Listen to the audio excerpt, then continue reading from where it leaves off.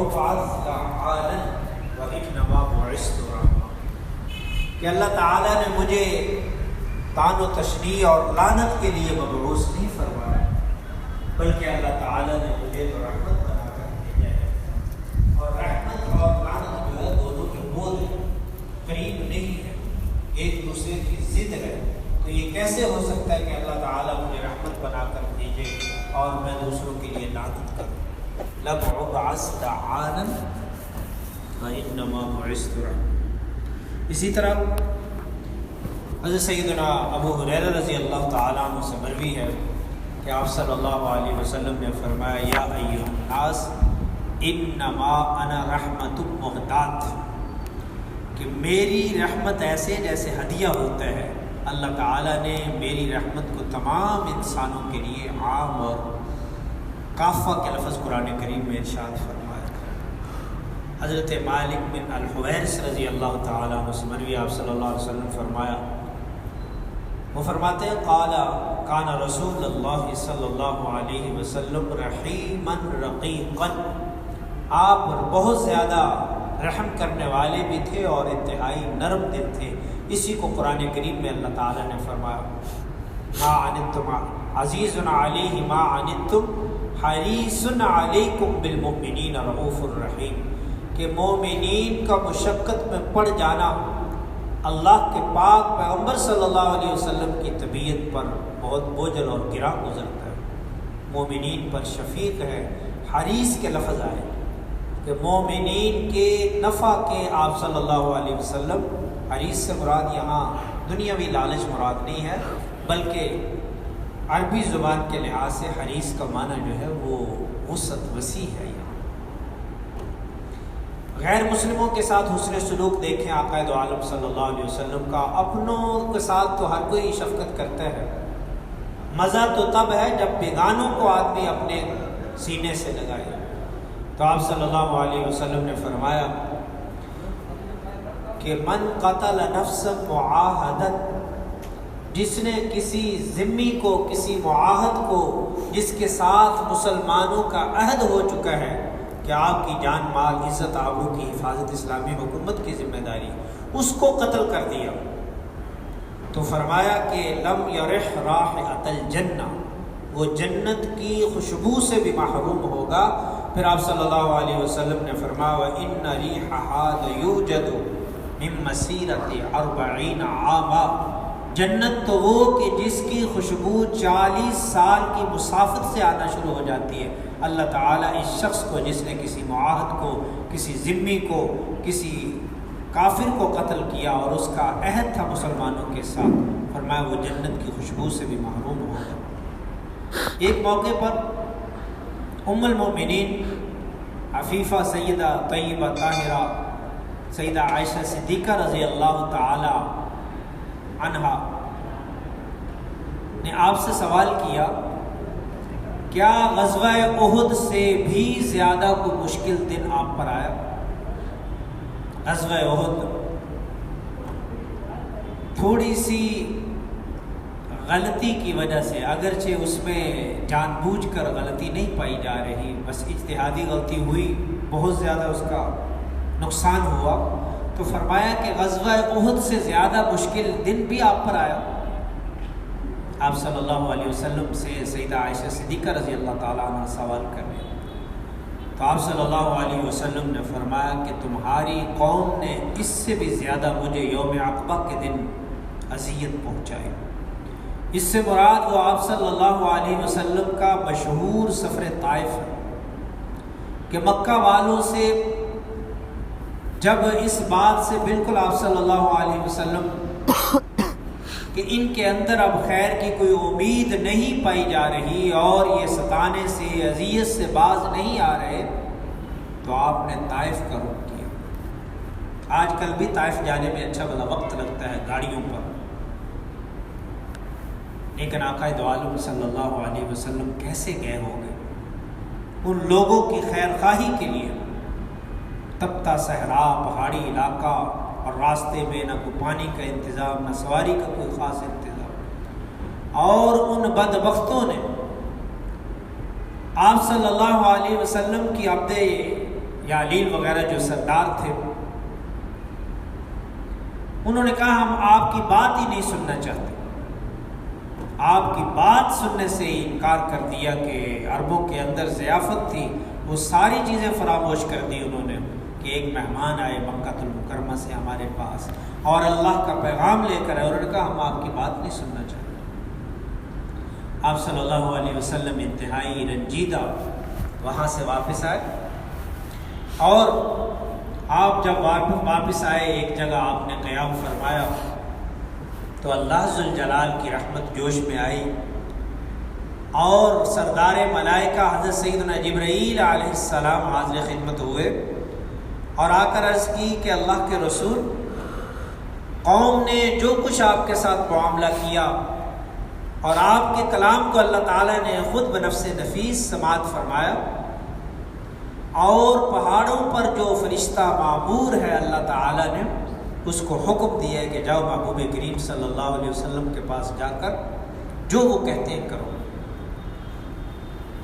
چنانچہ فرشتہ حاضر خدمت ہوا اور کہا کہ اگر آپ مجھے اجازت دیں تو اس پہاڑ کو میں ان کے اوپر لا کر رکھ دوں اور ان کو ملیہ میٹ کر رکھ دوں۔ تو اس موقع پر آپ صلی اللہ علیہ وسلم نے انتہائی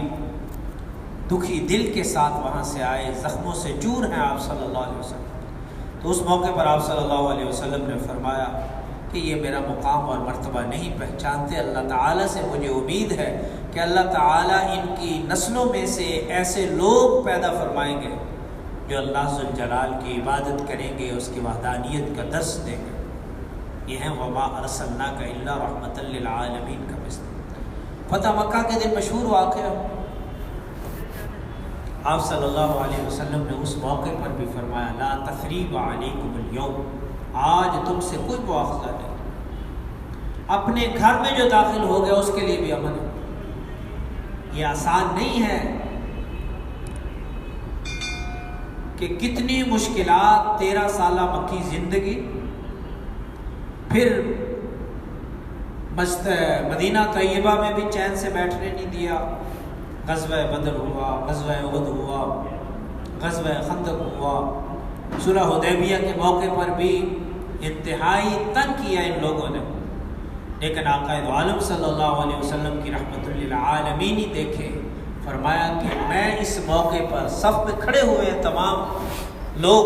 اور دیکھتے ہیں کہ آج ہمارے ساتھ کیا معاملہ ہوتا ہے، ایک پوری اسکرین چل رہی ہے دماغ کے اندر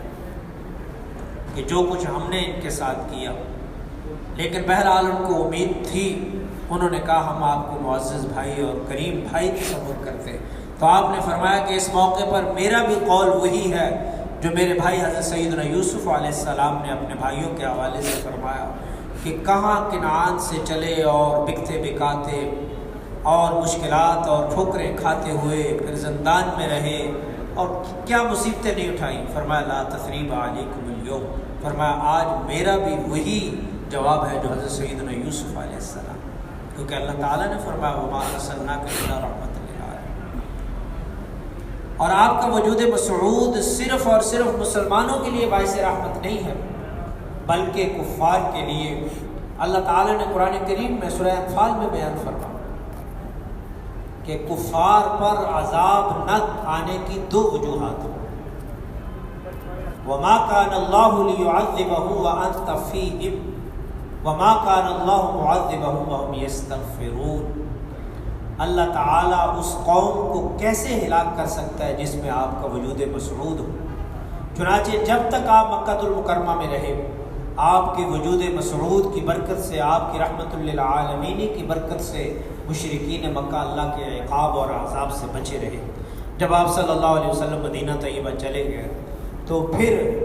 غزوہ بدر کے موقع پر بھی اللہ کا عذاب نازل ہوا، غزوہ احد کے موقع پر بھی اللہ کا عذاب نازل ہوا، غزوہ خندق کے موقع پر، جتنے بھی موقع ہیں، کیونکہ وہ اللہ تعالیٰ نے جو آپ کو وجود مسعود تھا اس کی برکت سے عذاب ٹلا ہوا تھا، تو فرمایا کہ 2 وجہ سے اللہ تعالیٰ ان پر عذاب نازل نہیں فرما رہے۔ وَأَنْتَ فِيهِمْ، ایک جس قوم میں آپ موجود ہو، اور ایک وہ قوم جو اللہ کے حضور استغفار کرتی رہے، اللہ کے سامنے رونا دھونا اس کا جاری رہے، اپنی تقصیرات اور اپنے گناہوں کا اعتراف اللہ کے حضور کرتے رہے، تو اللہ تعالیٰ نے فرمایا ما کان اللہ معذبہم، اللہ تعالیٰ ان کو عذاب سے کیسے دوچار کرے، وہم یستغفرون، جو اللہ کے حضور بخشش طلب کرے۔ تو اس سے یہ بھی معلوم ہوا کہ بخشش اللہ سے طلب کرنا یہ اللہ کے عذاب کو روکنے والی چیز ہے۔ جس طرح آپ صلی اللہ علیہ وسلم کی اطاعت اور اتباع یہ اللہ کے عذاب کو روکتی ہے، اسی طرح اللہ کے بخشش کرنا، اپنی تقصیرات کا اعتراف کرنا، اپنے گناہوں کا اعتراف کرنا، اپنے آپ کو حقیر اور چھوٹا سمجھنا اور اللہ تعالیٰ کی کبریائی کا اظہار کرنا، یہ گناہوں اور عذاب کے اللہ کے عذاب کو روکے رکھتا ہے۔ اسی لیے اہل ایمان تو دور کی بات ہے، فَلَعَلَّكَ بَاخِعٌ نَفْسَكَ عَلَىٰ آثَارِهِمْ إِن لَّمْ يُؤْمِنُوا بِهَٰذَا الْحَدِيثِ أَسَفًا، کہ یہ لوگ جو ایمان نہیں لاتے اس قرآن کریم پر، آپ ان کی وجہ سے اپنے آپ کو ہلکان کر لیں گے، اپنے آپ کو ہلاکت میں ڈال لیں گے ان لوگوں کی وجہ سے۔ دیکھیں آپ کا وجود مسعود اہل ایمان تو اہل ایمان، اہل کفار کے لیے بھی رحمت کا باعث ہے۔ سمامہ بن آسال، صحیح بخاری کے اندر یہ واقعہ موجود ہے، یمامہ کے سرداروں میں سے سردار تھے، نجد کے علاقے۔ لمبا تفصیلی واقعہ صحیح بخاری میں موجود ہے، میں انتہائی مختصر چند الفاظ میں اس کو عرض کروں۔ صحابہ کرام نے سمامہ بن آسال کو پکڑ لیا اور قید کر کے مسجد نبوی شریف میں رسیوں کے ساتھ، ستون کے ساتھ باندھ دیا۔ آپ صلی اللہ علیہ وسلم کا گزر ہوا اور پوچھا کہ سمامہ، بلانے کے لیے پوچھا آپ نے، تمہارے پاس کیا ہے؟ تو اس نے کہا کہ میرے پاس کثیر مقدار میں مال ہے۔ تو آپ صلی اللہ علیہ وسلم سے اس نے کہا کہ اگر آپ مجھے میرے قتل کا حکم دے دیں تو ایک خونی شخص کو جو بہادر ہے، قبیلے کا سردار ہے، جنگجو ہے، اس کے قتل کرنے کا حکم دیں گے، اور اگر آپ معافی کا اعلان فرما دیں تو ایک قدردان اور ایک قدردانی کرنے والا، شکر گزاری کرنے والے شخص کو آپ معاف کریں۔ آپ کا مقصد مبارک کوئی اور تھا کہ یہ اسلام کی دعوت کو قبول کریں۔ آپ صلی اللہ علیہ وسلم گزر گئے۔ اگلے دن پھر آپ صلی اللہ علیہ وسلم نے وہی سوال دہرایا، سمامہ کا جواب پھر بھی وہی تھا۔ تیسرے دن پھر آپ نے وہی سوالات جو اس کا پھر جواب یہی تھا۔ تو آپ صلی اللہ علیہ وسلم نے صحابہ کرام سے فرمایا کہ سمامہ کی رسیوں کو کھول دیا جائے، آزاد کر دیا جائے۔ بہت سمجھدار آدمی تھے، قبیلے کے سردار تھے، فوراً کوئی بات نہیں کی اور گئے۔ آپ صلی اللہ علیہ وسلم کی نظروں سے اوجھل ہو کر کسی خاص مقام پر جا کر غسل کیا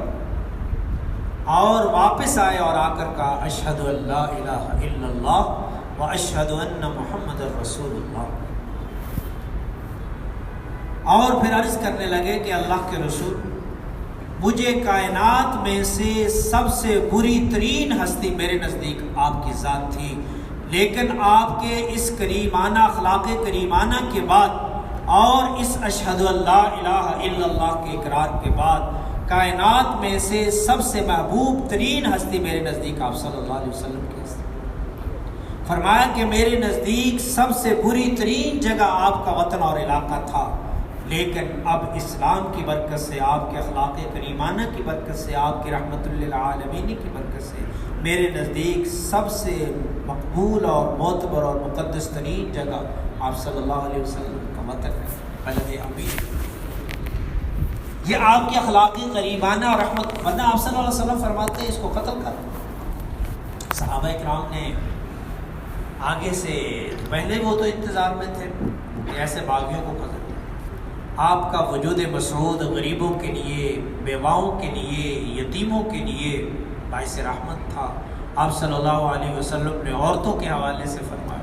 کہ وہ عورتیں جن کو زندہ درگور کر دیا جاتا تھا، وَإِذَا بُشِّرَ أَحَدُهُمْ بِالْأُنثَىٰ ظَلَّ وَجْهُهُ مُسْوَدًّا وَهُوَ كَظِيمٌ، چہرہ سیاہ ہو جاتا تھا ذلت کی وجہ سے کہ کوئی کہے گا بیٹی والا۔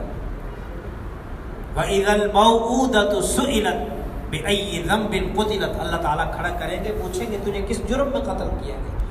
تیرا پیدا کرنے والا خالق تو میں تھا، کس کو یہ حق تھا تجھے قتل کرتا زندہ درگور کر؟ آپ نے آج یہ کہا جاتا ہے کہ اسلام نے حقوق نہیں دیے۔ اس بنت حواب کے حوالے سے دیکھ لیں، جتنے مقام اور مرتبہ اسلام نے دیا کسی مذہب میں آج تک نہیں دیا۔ تو فرمایا کہ لا تضربوا، ان کو مت مارو، ان کے ساتھ برا سلوک مت کرو، بلکہ 2 بچیوں کی پیدائش پر ان کی کفالت پر جنت کی رضامندی فرمائے۔ کسی نے سوال کیا کہ کسی کی ایک ہی بچی ہو، فرمایا اس کے لیے بھی یہی بات ہے۔ یتیم کے حوالے سے فرمایا کہ یتیم کے جو سرپرست تھے مالی ہڑپ کر جاتے، اگر بچی خوبصورت ہوتی تو اس کا نکاح نہ کرتے باہر،